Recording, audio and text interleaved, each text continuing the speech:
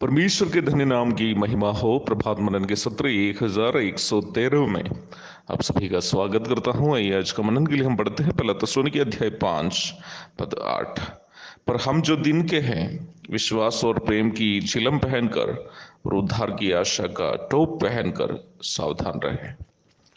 हम कल ये मनन किए थे कि मसीह जीवन पारदर्शिता का जीवन होना चाहिए। मसीह जीवन एक रहस्य स्वभाव का जीवन नहीं होना चाहिए, चाहे बोली में हो या व्यवहार में। वर्तमान संसार में मुझे सबसे ज्यादा डरावनी वाली बात सही में कोविड-19 या अन्य कोई आपदाएं नहीं है, बल्कि लोगों के बोली और व्यवहार है।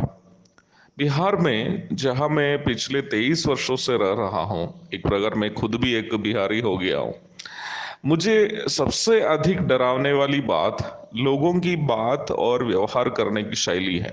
बिहार के लोग बहुत ही बुद्धिशाली हैं, इसलिए ही जब किसी से बात करते वक्त पूर्ण रूप में सच बोलना वे लोग भोलापन समझते हैं। ये शायद केवल बिहार की समस्या नहीं हो सकती है।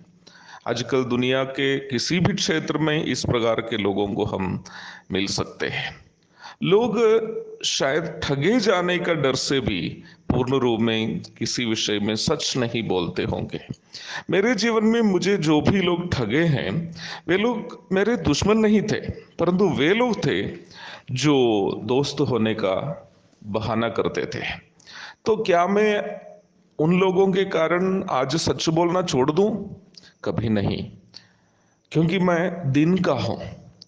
मुझे सुनने वाले प्रिय मसीह भाई बहनों, यदि आप वास्तव में उद्धार पाए हैं, हानि उठाकर भी आपको बोली और व्यवहार में दिन का अनुभव, an experience of the day बनाए रखना होगा।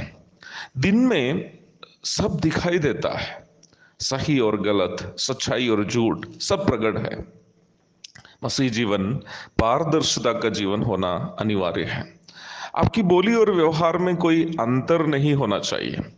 कुछ लोग आंखों से बात करने वाले होते हैं, हम उनसे बात करते वक्त वह कुछ और बात करेगा।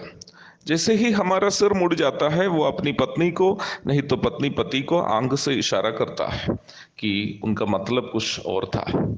बाइबल ऐसे लोगों को स्वार्थी और कपटी कहते हैं। नीति वचन 6 की 13 और 14 में हम उस प्रकार के लोगों के बारे में इस प्रकार पढ़ते हैं। वह नैन से साइन और पाव से इशारा और अपनी अंगुलियों से संकेत करता है। उसके मन में उलट फेर की बातें रहती, वह लगातार बुराई गढ़ता है और झगड़ा रगड़ा उत्पन्न करता है।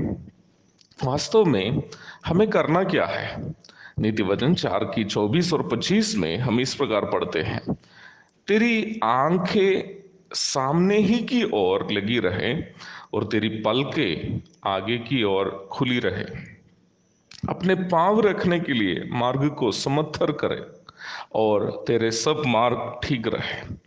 परमेश्वर उन लोगों से प्रेम करता है जिनका मन सीधा है, बोली व्यवहार सब सीधा है, जो हानि उठाकर भी सच बोलने से नहीं डरता हो, जो ईमानदारी के कारण अपनों से भी त्यागा जाता हो। प्रभु उनसे प्रेम करता है, क्योंकि वे दिन के हैं, प्रभु के हैं, अंधकार के नहीं हैं, शैतान के नहीं हैं। इसलिए परमेश्वर ऐसे लोगों से प्रेम करता है। एक और शुभ दिन की धन्य कामनाओं के साथ आज का मनन का मैं यहाँ पूर्ण विराम करता हूँ। दिन का अनुभव में जीने के लिए इस छोटा सा मनन के द्वारा प्रभु आपकी प्रेरणा करे। आमीन।